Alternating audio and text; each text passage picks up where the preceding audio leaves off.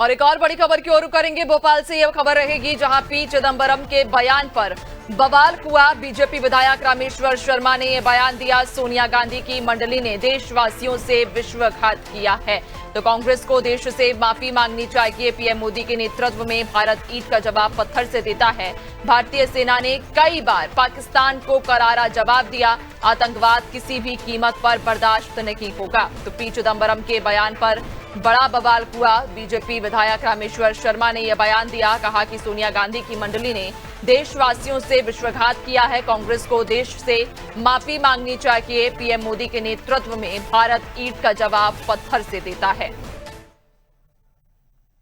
कांग्रेस का सच है, बहुत दिन बाद सामने आता है। मैं कांग्रेस की तत्कालीन सरकार को यही तो हम कहना चाहते हैं कि मनमोहन सिंह जी की सरकार इतनी बेरीगुर में क्यों हो गई थी। उस समय आतंकवादियों की इतनी घटनाएं हुई, इनको जवाब क्यों नहीं दिया था। क्यों डरते थे तुम अमेरिका से, क्यों डरते थे दूसरे देशों से। क्या अमेरिका अपने देश में आतंकवादी घटनाओं को बर्दाश्त कर सकता था।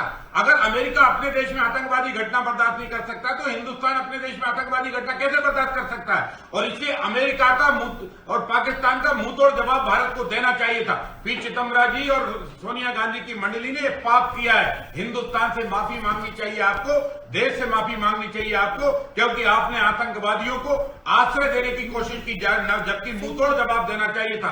आज हम डंके की चोट पे कह सकते हैं कि भारत में ऐसी सेना तैयार है, भारत के ऐसे कठोर प्रधानमंत्री नरेंद्र मोदी जी तैयार है।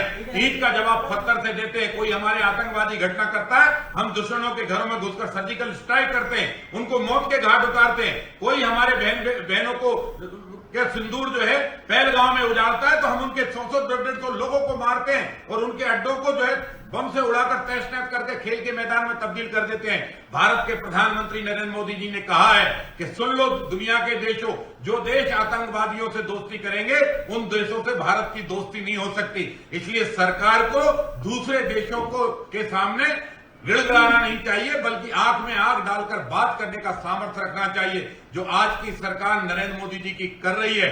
और अमेरिका को तो उस समय अटल बिहारी वाजपेयी जी ने भी ये कहा था, अटल जी से कहा था कि परमाणु विस्फोट मत करो, तो अटल जी ने कहा था अमेरिका कान खोलकर सुन ले, तू परमाणु परीक्षण कर सकता है तो भारत भी परमाणु परीक्षण कर सकता है। हम अपनी सुरक्षा के लिए अपने हथियार तैयार करेंगे और उसी लाइन का मेंटेन करने वाली आज भारतीय जनता पार्टी की सरकार है, नरेंद्र मोदी जी की सरकार, जो आतंकवादियों से वो मुंहतोड़ जवाब दे रही है, आतंकवादियों को उनके घर में घुसकर मार रही है। और पी चिदंबरम जी, सोनिया गांधी जी और कांग्रेस के जो मंत्रिमंडल के उस समय के सदस्य हों, पूरे देश से आपको माफी मांगना चाहिए, क्योंकि आपके कारण देश ने लगातार आतंकवाद भोगा है। और आप आतंकवादियों को अगर मौत के घाट उतारते तो हिंदुस्तान में आतंकवादी घटनाएं बंद हो जाती। कांग्रेसियों ने ना जाने किस किस के डर में और किस किस के दबाव में कब कब हिंदुस्तान के ऊपर कौन कौन से विश्वासघात किए हैं, ये तो कांग्रेसी नेता ही बताएं। लेकिन हम इतना भरोसा करते हैं कि एक एक कांग्रेस का नेता अंतिम समय पर अपना सच जरूर बताकर देश को जाएगा और देश से माफी भी मांगनी चाहिए। कांग्रेसी मित्रों, हिंदुस्तान के साथ विश्वासघात किसी भी कीमत पर बर्दाश्त नहीं किया।